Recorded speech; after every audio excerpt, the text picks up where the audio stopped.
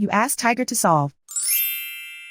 This deals with linear equations with one unknown. The final result is y equals 12. Let's solve it step by step. Group all constants on the right side of the equation.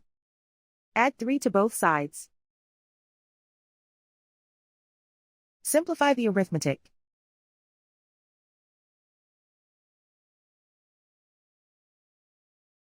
Isolate the y.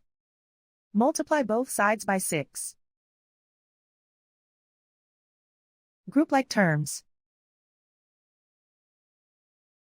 Multiply the coefficients. Simplify the fraction. Simplify the arithmetic. And so the final result is y equals 12.